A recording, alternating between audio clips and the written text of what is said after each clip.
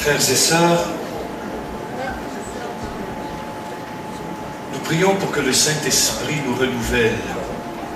Non seulement nous restaure, mais nous renouvelle. Nous amène à des réalités nouvelles dans l'expérience du royaume qui est au milieu de nous. Patrick parlait de nouvelle Église, mais en fait, il n'y a pas de nouvelle Église. C'est l'Église actuelle que Dieu purifie et renouvelle et mène à son accomplissement dans l'alpha et l'oméga lorsque Jésus lui-même viendra dans sa gloire. Le plus grand blocage dans nos communautés ecclésiales, dans nos couples, comme dans notre vie, le plus gros blocage à la nouveauté de Dieu dans notre vie est celui-ci. C'est que nous imaginons ou que nous savons ce que sera cette Église renouvelée dans la puissance du Saint-Esprit. J'entends parfois certaines prédications, certaines prières, et on se rend compte que lorsqu'on demande au Saint-Esprit de nous renouveler, mais on lui dit comment nous renouveler. Si on a connu de grands réveils, de grandes effusions du Saint-Esprit, des choses merveilleuses dans notre vie, dans notre passé, on voudrait dans le fond que ça se renouvelle pour revivre les mêmes choses. Et c'est là que dans notre tête, on bloque la nouveauté de Dieu. Parce que Dieu attend que nous soyons libres. Et une fois, je prêchais à une grande assemblée catholique où il y avait tous les courants, des tradis, des modernistes, des libéraux, des intégristes, des cathos qui savaient où plus mettre les pieds ni la tête. Ça fait que là, j'ai commencé à dire, dans l'esprit, le Seigneur est en train de se préparer une nouvelle vague de prêtres. Fait que je suis sûr que chaque bloc pensait dans sa tête, ouais, ça va être des prêtres intégristes. Là, ouais, ça va être des prêtres tradis. Ouais, ça va être des prêtres avec des codes romains. Ouais, ça va être des prêtres avec des soutanes. Chacun y allait de sa couleur quand j'ai dit que le Seigneur préparait des prêtres d'un genre nouveau qui seraient adaptés au temps nouveau. Mais tout le monde y allait de sa couleur. C'est peut-être comme ça dans les églises protestantes. Oui, hein? On veut des pasteurs de telle façon, de telle façon, de telle façon et de telle façon. Mais quand on dit nouveauté, logiquement, c'est nouveau. Et quand c'est nouveau, on ignore ce que ça va être. Alors il faut être assez libre dans notre tête pour que Dieu puisse manifester sa nouveauté dans notre vie sans qu'il trouve en nous de grands espaces de résistance, parce que pour nous, une église dans le Saint-Esprit, ça doit ressembler à ça. Je me souviens, j'avais été invité dans une communauté nouvelle, très populaire d'ailleurs, et ils avaient entendu parler de mon ministère, le baptême de feu, la gloire du Seigneur, les manifestations. Fait qu'ils m'invitent pour que je prêche sur le baptême du Saint-Esprit pour renouveler cette communauté charismatique. Je vais vous décrire comment est-ce qu'on m'a indiqué la nouveauté à demander à Dieu. Avec vu qu'ils me connaissaient, un petit peu de réputation, ils m'ont accueilli plutôt avec scepticisme. Mais ils m'ont invité quand même. Alors, ils m'ont dit, Père Paulin, bon, vous commencez à 8h moins 20 et vous finissez à 8h10. J'ai dit, ouais, là c'est pas mal. Et on veut que vous prêchiez sur le renouvellement du Saint-Esprit dans notre communauté. C'était au-delà de 200 laïcs. Bon, j'ai dit, ça commence bien. 30 minutes max pour inviter. C'est sûr, on va nous dire tout le temps l'argument, mais Dieu peut le faire en 30 secondes. Mais oui, Dieu peut le faire en 30 secondes. Ensuite, on m'a dit, il ne faut pas qu'il y ait de chants en langue. Ah bon, d'accord.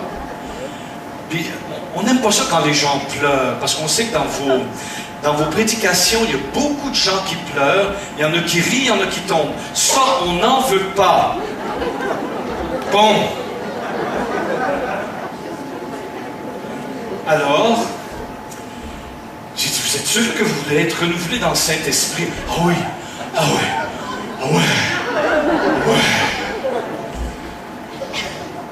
Fait que dans mon enseignement, j'ai passé mon petit message et je leur ai dit, comment veux-tu être renouvelé quand tu dis à Dieu quoi faire? Si tu dis à Dieu, fais des choses nouvelles dans ma vie, tu ne sais pas ce qu'il va faire. Mais c'est pas sécurisant, ça. Oui, Seigneur, on vient de voir, on a passé une session qui s'appelle Dans la gloire, et puis, non, surtout pas ça.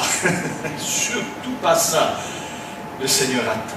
Ça fait que là, on me présente à l'assemblée qui était là nombreuse, et je voyais qu'elle était bien stylée, bien disciplinée, voire bien dressée. Et fait que je monte, je m'assois. Tout d'un coup, montent deux hommes, plus ou moins de la taille de notre frère Joël. J'avais remarqué que je ne devais pas prêcher debout, mais assis. J'étais là, mais j'ai dit, dans quoi tu m'as envoyé, Seigneur? Ça fait que j'ai remarqué qu'à cette table, il y avait 3 chaises. Fait que c'était pour mes sbires.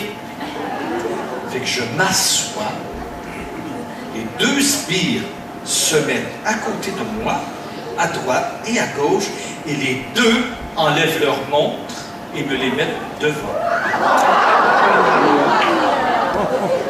Ah, je veux dire, je m'ennuie jamais comme prêtre et prédicateur de la bonne nouvelle. Hein? Ça fait que j'étais assis entre les 2 bonhommes, puis je les regardais comme ça.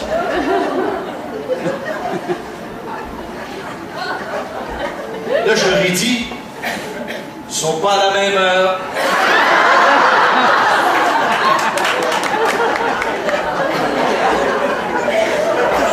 Croyez-moi, maintenant je suis beaucoup plus libre. Dans ce temps-là, j'étais jeune et beau. Et j'étais pas rassuré. Et j'ai fini pile.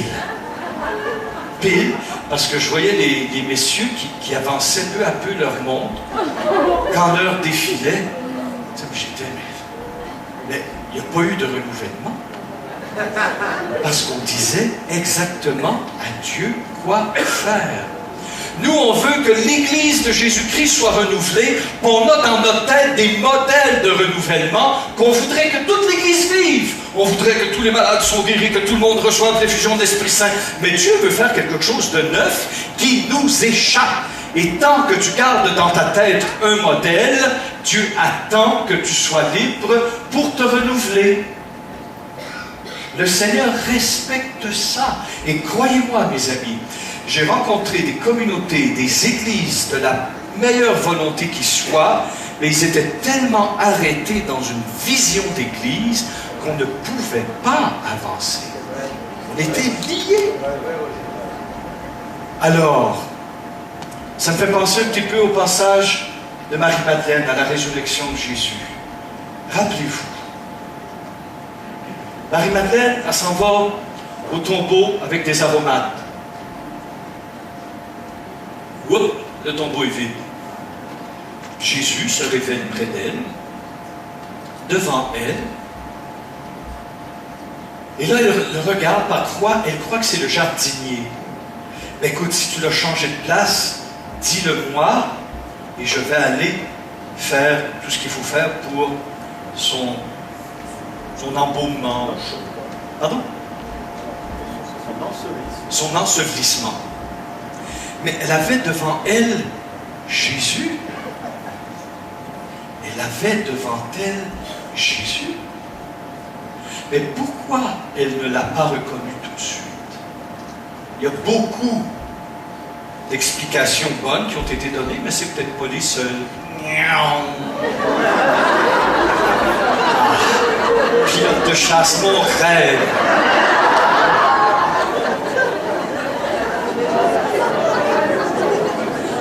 J'espère qu'elle ne vous distraira pas trop.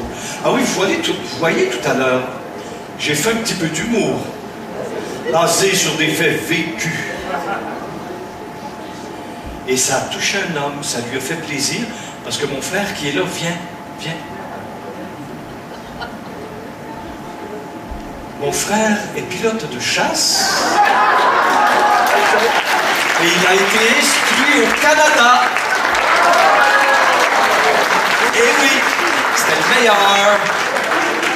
Dans les années 50. Je ne volais pas où à ce moment-là, hein? Merci, frère. Tu vois comment Dieu agit.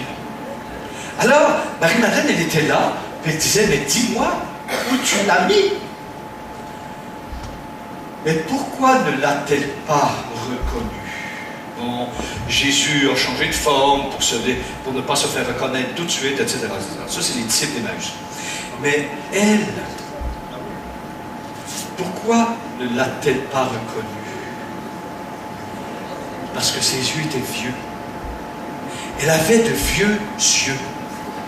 Elle, le Jésus qu'elle avait et qu'elle aimait et qu'elle voulait revoir, c'était le Jésus qui pardonnait les péchés, le Jésus qui marchait sur les eaux, qui ressuscitait les morts, qui chassait les démons, qui guérissait les malades par dizaines de milliers, qui multipliait le pain et le poisson par centaines de milliers. C'était ce Jésus-là, mais qui était pourtant extraordinaire.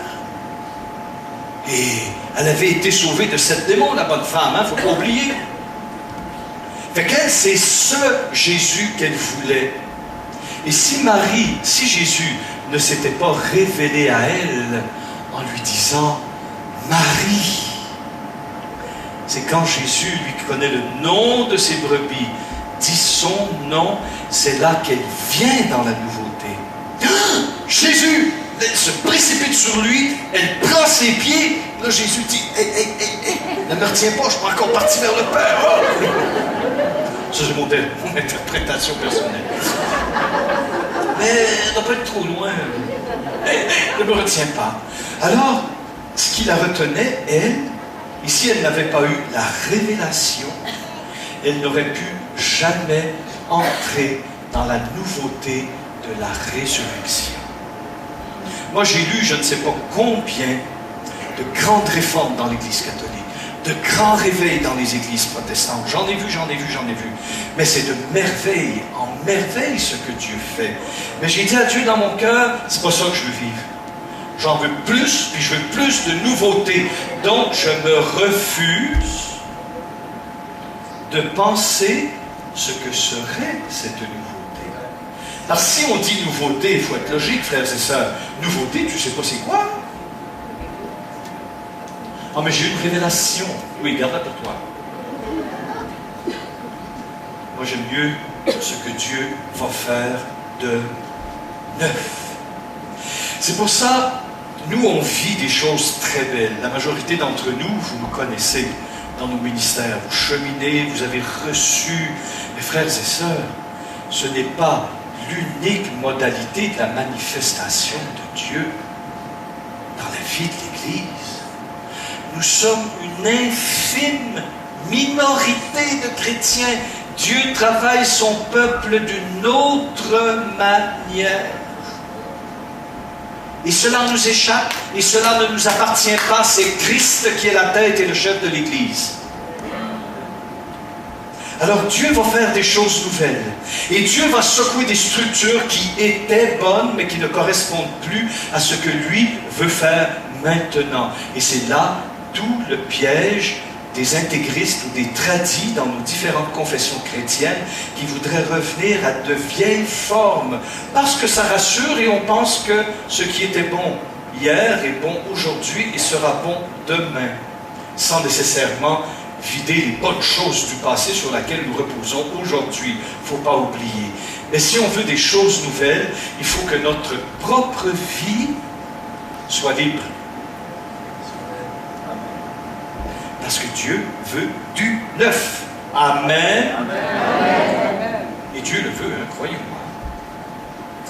Il y a des passages dans la Bible, par exemple. Je prends Genèse 28. Le songe de Jacob. Vous connaissez l'échelle de Jacob. Une échelle où Jacob, dans un songe, voit le ciel s'ouvrir, une échelle se dresser entre ciel et terre, et les anges voyagent entre ciel et terre, ce qui deviendra l'ouverture définitive du ciel en Jésus. Ce ciel qui ne se fermera plus. Le ciel est ouvert dans le Christ et ne se ferme plus. Bon.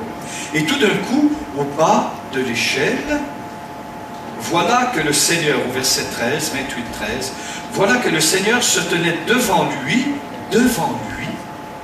et dit, je suis Adonai, l'Élohim d'Abraham, ton ancêtre, et l'Élohim d'Isaac. La terre sur laquelle tu es couché, je la donne à toi et à ta descendance. Bon, etc. Jacob s'éveilla de son sommeil, au verset 16, et dit, en vérité, Adonai est dans ce lieu, et je ne le savais pas. Il n'a pas dit, Adonai est venu en ce lieu. Il a dit, mais Adonai est ici, en ce lieu, et je ne le savais pas. Et là, je pourrais vous en donner d'autres textes, mais un comme ça, c'est suffisant. Et je regarde dans l'Évangile selon Saint Jean, le témoignage, par exemple, de Jean le baptiseur. Au chapitre 1, lorsque Jean dit au verset 26, écoutez bien ce que dit la parole. Jean leur répondit, moi je baptise dans l'eau. Au milieu de vous se tient quelqu'un que vous ne connaissez pas. Il ne dit pas, va venir quelqu'un. Il dit, il y a quelqu'un au milieu de vous que vous ne connaissez pas. Moi, je pense non seulement au monde où Jésus est au milieu de ce monde, parce qu'il est venu chez les siens, et les siens ne l'ont pas connu, et c'est hier comme aujourd'hui, comme demain. Et pourtant, ce Jésus, ce Messie d'Israël qui se tient là, au milieu du monde, vous ne le connaissez pas. Et Jean-Baptiste dira plus loin au verset 31, « Et moi, je ne le connaissais pas. » Lui-même. Et pourtant, Jean-Baptiste était le parent de Jésus, là. C'est la même famille. Et Jean-Baptiste dit, « Mais je ne le connaissais pas. » Et il dit plus loin, au verset 32, « Et Jean rendit témoignage en disant, « J'ai vu l'Esprit descendre, telle une colombe, venant du ciel et demeurer sur lui. » Et il répète encore, « Et moi, je ne le connaissais pas, mais celui qui m'a envoyé, Dieu Père lui-même, qui m'a envoyé baptiser dans l'eau, celui-là m'avait dit, « Celui sur qui tu verras l'Esprit descendre et demeurer, c'est lui qui baptise dans l'Esprit Saint et le feu, dira Luc et d'autres évangélistes. » Bon, quand on prend Jean 14, 17 par exemple, Jésus dit quelque chose d'absolument stupéfiant.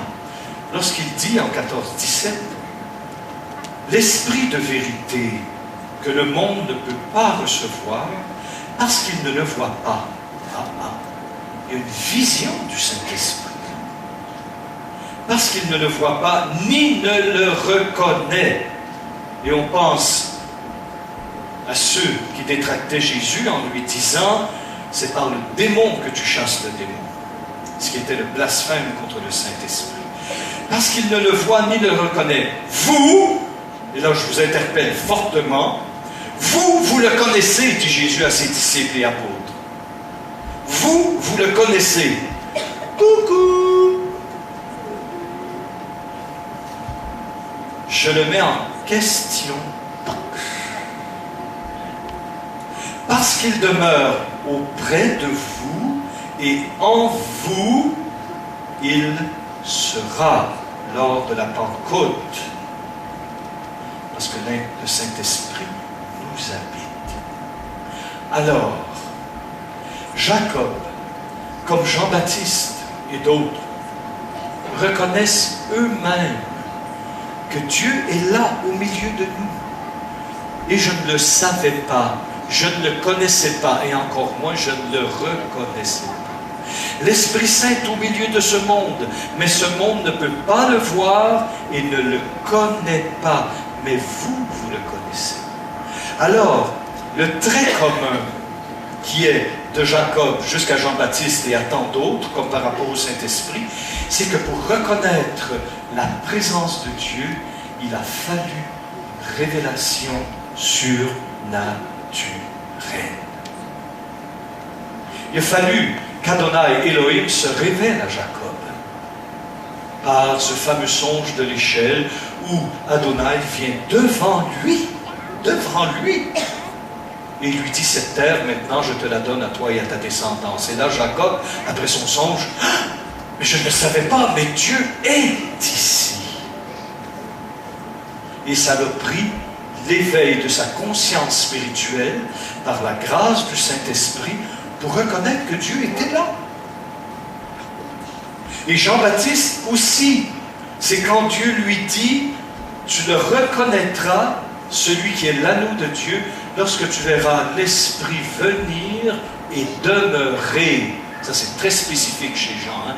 C'est que l'Esprit est à demeure en Jésus. Voilà pourquoi il peut le donner comme Fils de Dieu. Amen. Alors, nous désirons tous la nouveauté du Saint-Esprit. On écoute des témoignages, on écoute des témoins du Seigneur qui voyagent dans le monde et qui racontent ce que Dieu fait. Ça nous remplit d'espérance, on voudrait être comme ça, on voudrait suivre les pas. Moi je dis non, tu fais ce que Dieu dit dans ton cœur, qui sera confirmé par l'Église bien sûr, par des anciens, des anciennes, des gens que l'Esprit Saint a formés au discernement spirituel. Et il faut toujours s'en référer les uns aux autres. Et j'ai beaucoup aimé ce que tu as dit, Werner, quand on t'a invité en Inde ou au Pakistan. Tu as dit, je vais consulter mon conseil d'église. Il aurait pu se dire, moi, Werner, grand prédicateur devant l'Éternel, je prends la décision. Non, vous avez consulté. Vous en avez parlé. Et c'est ce que nous faisons, je crois, lorsque nous travaillons en Église. Alors, pour rentrer dans la nouveauté de Dieu, Dieu qui fait toutes choses nouvelles, non seulement en restaurant, mais moi je dis, ça c'est mes petites habitudes d'orateur, c'est comme un livre, il est revu, corrigé et augmenté. Alors quand tu revois ma vie personnelle, revois la vie d'un couple, d'une famille, d'une église, d'une paroisse, d'une assemblée de prière, c'est une assemblée de prière comme un livre de vie qui est revu, qui est corrigé et augmenté.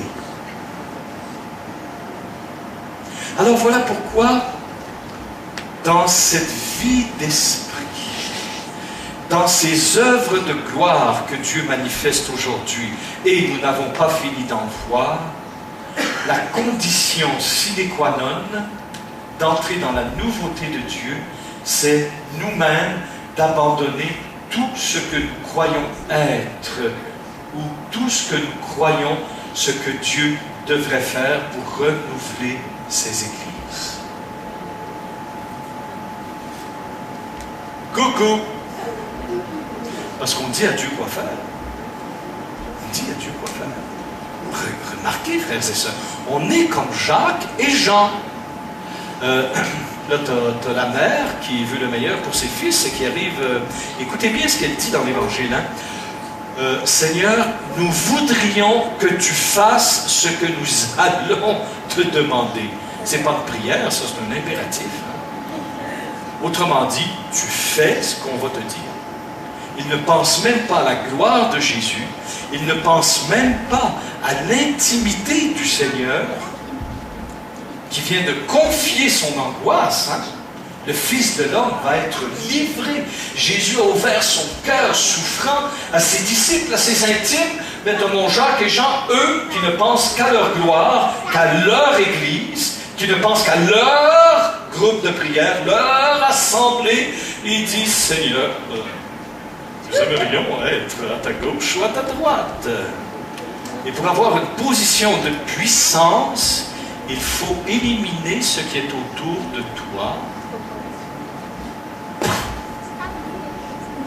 Jésus dira plus loin, les chefs des peuples commandent par la puissance, les armées, la violence, la domination. Il ne faut pas qu'il en soit ainsi parmi vous. Alors Jacques et Jean, ils ne s'intéressaient pas à la gloire du Maître, ils s'intéressaient à leur propre gloriole. Ils s'intéressaient justement à être vus à côté du Maître. Mais remarquez que psychologiquement et spirituellement, ils se... Bon, je vais utiliser un petit mot moins direct, là, mais pour eux, qu'on s'occupe du Seigneur, c'était plus ou moins important pourvu que eux soient vus. Et c'est ce qui fait qu'à un moment donné, qu'est-ce qui fait que dans une foule où Jésus est pressé comme dans un banc de sardines, il y a de la misère à avancer, hein? Tellement on le serre dans les foules, il est entouré de toutes parts. Comment ça se fait que Jésus reconnaît la femme qui lui touche pour être guérie? Et ce sera la réaction des disciples. Hein? Jésus, vraiment, tu es en train de perdre la tête. Hein? On va aller prendre un repos, d'accord? Qui m'a touché alors que tu en as des dizaines de milliers à côté de toi? Tout le monde veut te toucher, tout le monde t'en sert. Non, le toucher de cette femme était particulier. Il était humble, premièrement, rempli du désir d'être guéri par Jésus. Son toucher n'était pas comme ceux et celles qui voulaient être, bien sûr, en présence de Jésus, mais être vus en sa présence aussi. Jésus reconnaît ce toucher qui est un toucher d'humilité, de pauvreté et de confiance dans l'amour. Voilà pourquoi Jésus dit « Qui m'a touché ?» C'est magnifique. Alors, dans cette ligne, Jésus dira aussi, oh il en a dit, hein, mais il cherche à nous donner la véritable vision. C'est là toute la signification de la guérison de l'aveugle né en Saint-Jean. Hein. Mais il dit, le royaume de Dieu est au milieu de vous. Oui, j'imagine les disciples et tous ses auditeurs. Le royaume de Dieu est où? Pourquoi ne le voyaient-ils pas, le royaume de Dieu? C'est parce qu'ils avaient une vision arrêtée de ce que devrait être le royaume de Dieu. Bon, libération des Romains, etc. Libération de ta femme, ou de ton mari. Ils étaient bloqués dans leur propre vision. Donc leurs yeux étaient arrêtés de voir. Et c'est pour cela que Jésus, dans tout l'évangile selon saint Marc, dit à tout le monde qu'il guérit. Surtout ne le dites pas. C'est la première chose à ne pas dire. Surtout ne le dites pas.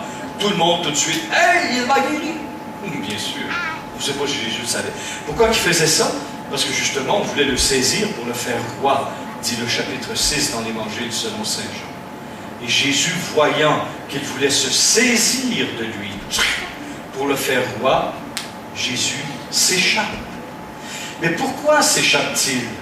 Il sait qu'il est roi des rois. Il le dira à Pilate. Donc tu es roi, tu l'as dit, je suis le roi d'Israël. Mais Jésus veut s'évader de la vision du roi que les hommes se font. Et que l'Église est tombée dans le panneau lorsque, voulant évangéliser, elle a évangélisé par le glaive. Alors que la véritable évangélisation, c'est la parole de Dieu et la puissance de la croix du Seigneur. On va avancer, hein? Bon, j'en aurai pas pour trop long encore.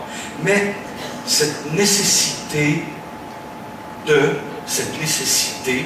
que Dieu nous éveille à sa nouveauté.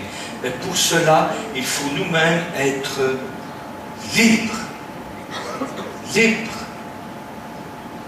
Et ça, c'est la grande difficulté de la croissance spirituelle, frères et sœurs. De ne pas dire, je voudrais être saint comme un tel, je voudrais être orateur comme un tel, je voudrais avoir les grands charismes de guérison et d'évangélisateur de Reinhard Bonnke, ou telle puissance de prophétique comme un Jean-Paul II, etc., etc., etc. Moi, j'ai vécu, non, je ne dirais pas. Bon, alléluia. Et je prends Isaïe, au chapitre 43, au verset 19. Dieu dit quelque chose de très beau et rempli d'espérance. Dieu dit, ne pensez plus aux choses passées, merveilleuses, magnifiques, glorieuses. On n'a jamais connu des temps comme ça. On voudrait revivre le réveil. Non, c'est le piège. Dieu veut pas reculer, Dieu veut avancer. Et Dieu dit dans sa parole, ne vous souvenez plus des événements anciens. Ne pensez plus aux choses passées. Voici que je vais faire une chose nouvelle. Mais qu'est-ce que dit Dieu ensuite? Déjà, elle pointe. Ne la reconnaissez-vous pas?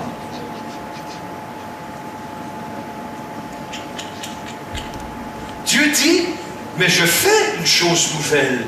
Déjà, elle pointe. Ne la reconnaissez-vous pas?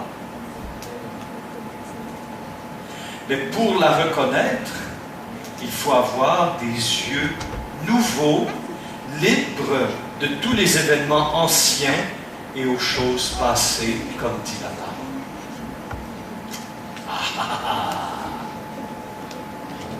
Oui, je vais mettre dans le désert un chemin, et dans la steppe des fleuves. Les bêtes sauvages m'honoreront, les chacals et les autruches, car j'ai mis dans le désert de l'eau et des fleuves dans la steppe pour abreuver mon peuple, mon élu. Le peuple que je me suis formé publiera mes louanges. Amen. Ne le voyez-vous pas? Elle pointe. C'est comme nos frères nous partageaient tout ce que le Seigneur fait actuellement sur les autres continents. Mais je sais qu'à un moment donné, en Corée du Sud, une année à Pâques, juste chez nous, catholiques, juste chez nous, dans un coup, il y a eu 10 000 baptêmes d'adultes. 10 000. Fait que j'ai su ensuite qu'avec les églises pentecôtistes évangéliques, il y en a eu autant en même temps ailleurs. Donc, on est en plein renouvellement. Mais il faut élargir nos horizons. C'est-à-dire que l'Église, c'est pas seulement ma petite église paroissiale, ma petite église de France. L'église de Dieu, elle est universelle. Et je voudrais dire quelque chose, peut-être qui va consoler nos frères et sœurs. Pour moi, dans ma tête, c'est clair. Quand on parle de la France comme fille aînée de l'Église, quand on dit fille aînée de l'Église, c'est pas seulement l'Église catholique. C'est tous les membres de l'Église, de différentes confessions, parce qu'il n'y a qu'un corps. On est super puissant, hein, pour diviser le corps de Christ, pour faire d'autres églises. Mon église est la meilleure, la tienne est pas bonne. Quel orgueil! Mais quel orgueil! On usurpe la gloire du Très-Haut et nous on se dit, nous avons l'église. Ce langage pue aux yeux de notre Seigneur. Ce langage est pétri d'asticots, d'orgueil. Dieu n'aime pas ce langage. Pourquoi? Parce que l'Église lui appartient. Et il va la transformer. Mais pas selon ce que nous pouvons imaginer. Alléluia. Et en Isaïe 66, bien sûr, il y en a tellement de versets bibliques. Aïe, aïe, aïe.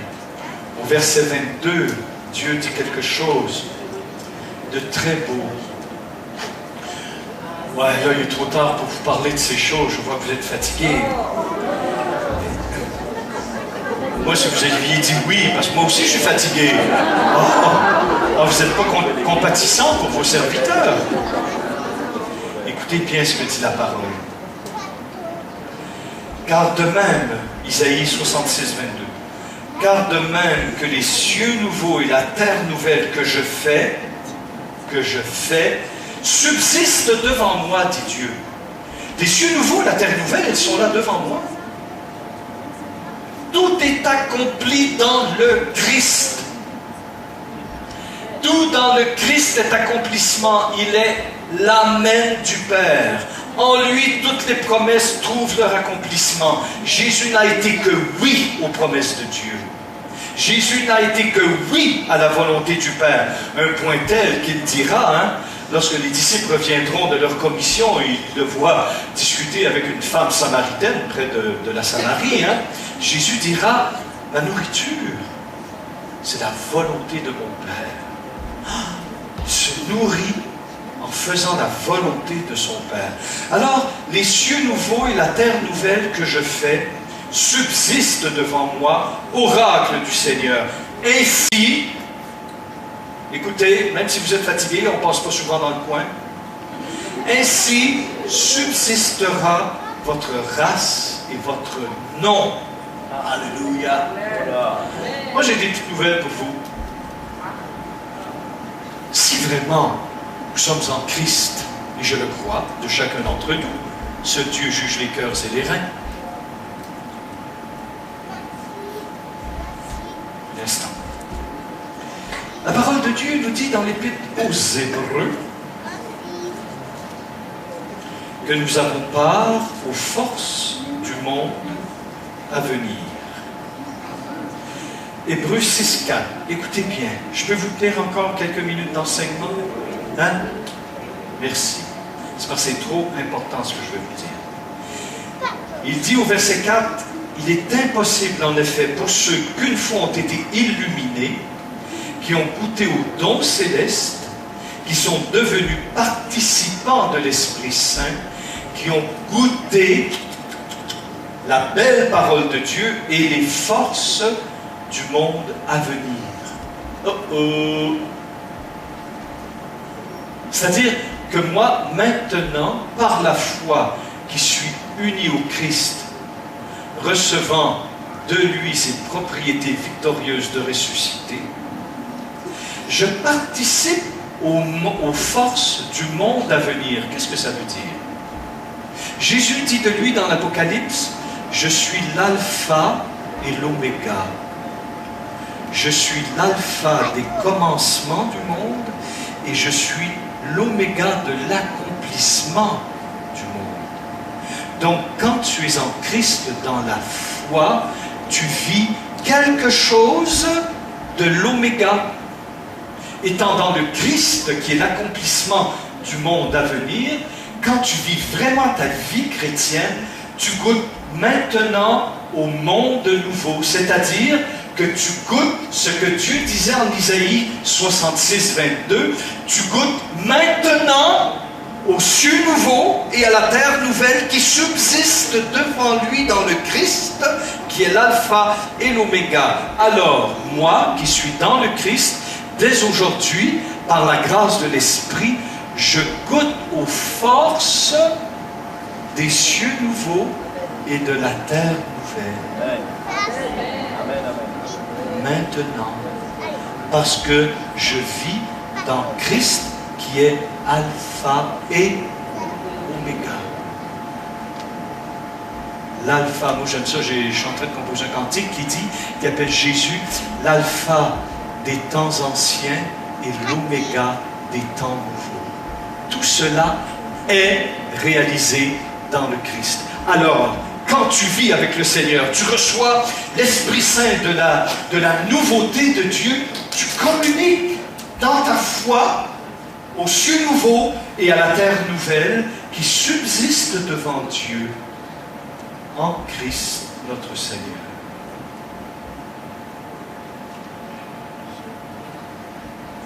Peux-tu imaginer, en étant héritier et co-héritier dans le Christ, ce privilège que Dieu fait? Moi, il y a quelque chose que je me force de plus en plus à sortir de mon discours, de mon langage, c'est « j'ai de la chance ». Je dis maintenant « j'ai la grâce ». Alors, même les frères et les sœurs qui vivent avec moi, des fois on se dit entre nous, non, non, non, non, c'est pas de la chance, c'est de la grâce. J'ai eu de la chance. Ah bon, ok. Alors, pour que Jacob entre dans la nouveauté de la présence de Dieu, pour que Jean-Baptiste reconnaisse Jésus, pour que les disciples reconnaissent l'Esprit Saint dans leur vie qui est autour d'eux et qui viendra en eux par la Pentecôte et qui est en nous maintenant, pour que nous communions aux forces du monde à venir, nécessairement la présence du Saint-Esprit qui seul peut te révéler.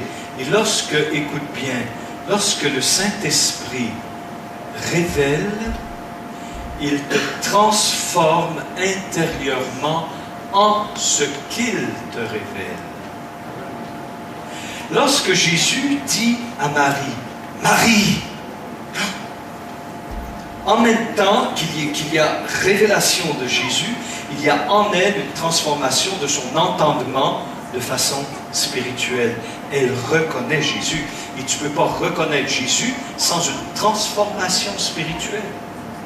Et dans notre vie de chrétien, même dans nos vies d'assemblée ou d'église, dans nos vies d'église, ce qui fait qu'à un moment donné, on ne reconnaît plus Jésus agissant, c'est parce que nos yeux sont vieux.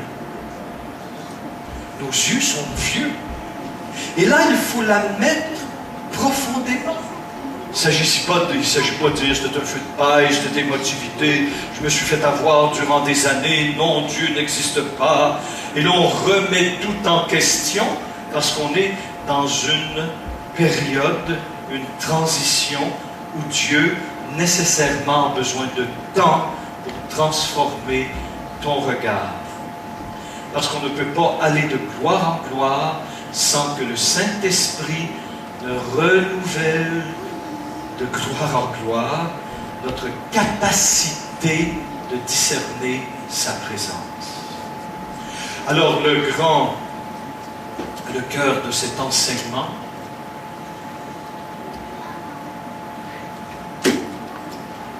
liberté. Liberté dans ma tête, liberté dans mon cœur. Dieu, je sais et je n'ai pas à craindre. L'Église ne disparaîtra pas. Il y a eu des grands colloques de plusieurs confessions chrétiennes, des grands savants, hein, mesdames et messieurs, qui disaient l'avenir de l'Église en Europe. Le christianisme va-t-il continuer ou mourir de ses cendres? Et là, on cogite, on fait des séminaires pour voir la diminution des prêtres, la diminution des pasteurs, la diminution des effectifs, la diminution des caisses. Et là, on se dit, peut-être dans 20 ans, le christianisme, il n'y en aura plus en Europe. Franchement, il va avoir du temps à perdre, alors que le monde brûle. Le monde a soif de la parole. Eux ont produit des volumes épais comme ça de statistiques pleines de tics. Puis là, ils veulent savoir si le christianisme va s'éteindre. Ça va pas, non? Mais leur problème, c'est que leurs yeux sont vieux. Vieux, vieux, vieux, vieux.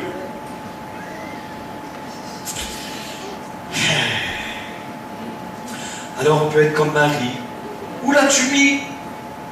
On peut être comme les disciples d'Emmaüs. T'es bien seul à ne pas savoir ce qui s'est passé à Jérusalem ces derniers jours, hein? Ça, c'est plein d'humour, ce texte, hein? Jésus, à un moment donné, il y a deux hommes qui s'en vont sur la route d'Emmaüs, et Jésus vient. Il est là, présent, comme il est au milieu de nous maintenant, et toujours. Et là, Jésus fait tout pour cacher ses trous, ses plaies. Il met son capuchon jusque-là, il cache ses plaies, il cache ses poignettes. Il est obligé de marcher comme ça pour que sa mule cache ses pieds. Et là, il dit aux disciples, de quoi causiez-vous en route? Avec les deux disciples. Mais de quelle planète tu débarques? D'où viens-tu? Tu sais pas ce qui s'est passé à Jérusalem? Non. Que s'est-il passé? Jésus de Nazareth, puissant prophète, en parole, en action. Les chefs l'ont tué, l'ont éliminé. Et voilà maintenant que certains des disciples disent qu'ils l'ont vu ressusciter. Couple de femmes.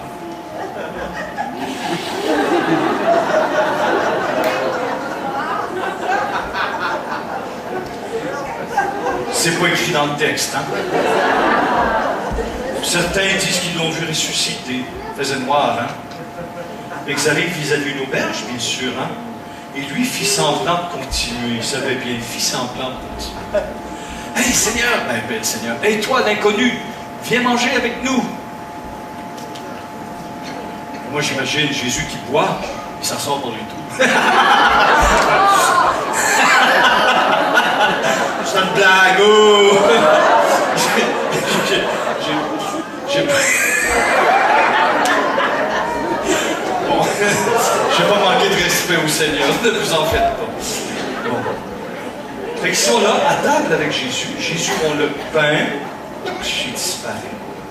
Et rompant le pain, c'est là qu'ils le reconnaissent. Oh!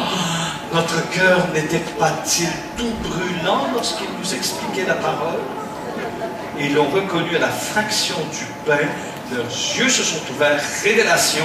Jésus n'était plus là, mais il avait laissé et la parole et le pain de vie. Tout était là. Tout! Alors, frères et sœurs, on a besoin d'être renouvelés, nouvelés. Bon, j'enlève le re devant. On a besoin d'une mise à jour. Moi, ça m'énerve. Chaque fois que je fais mon ordinateur, chaque jour, ne fermez pas votre ordinateur, il s'éteindra tout seul. Il y a des mises à jour à faire. Il y a des mises à jour à chaque jour. Ça vous fait-tu ça, vous autres? Des mises à jour à chaque jour. Il y a quelque chose qui ne va pas. Eh bien, ça me fait penser à l'être humain, au chrétien. Il a besoin de mise à jour chaque jour. Ne fermez pas votre ordinateur, il s'éteindra tout seul.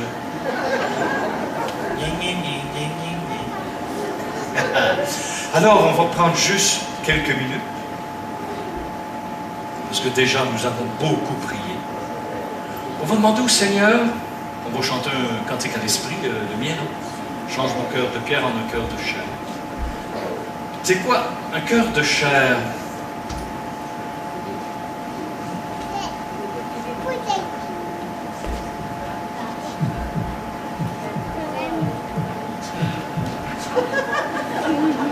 Je faisais ça au Québec dans les années 70. C'est pas à Paris, tout est possible que j'ai vu ça. Ou je faisais ça chez nous avant. Un cœur de chair, c'est un cœur qui est vulnérable. Pas aux blessures, aux frissons du Saint-Esprit. On raconte dans le Talmud, justement, que dans la chambre de David, écoutez vous autres, hey! On écoute les orateurs. Vous étiez pas dans l'église? On disait qu'à la tête du lit de David, il y avait sa harpe. Et vers minuit, le vent de l'esprit faisait vibrer les cordes. Alors, David se levait et chantait des cantiques d'adoration. Et quand le peuple autour entendait les cantiques et la harpe de David, tout le monde se levait pour louer et adorer Dieu. Mais c'était le frisson de l'esprit. C'est pas toujours des vents qui viennent ébranler les murs, hein, comme dans les Actes des Apôtres. Hein. C'est souvent un frisson, un souffle doux. Et le cœur de chair, rendu cœur de chair, justement, il a cette qualité, cette capacité d'avoir une antenne particulière pour goûter au souffle de l'esprit qui passe. C'est ça un cœur de chair aussi, c'est pas uniquement ça, c'est aussi ça, c'est-à-dire cette espèce de sensibilité spirituelle qui fait que tout de suite il reconnaît le souffle saint de Roi Elohim,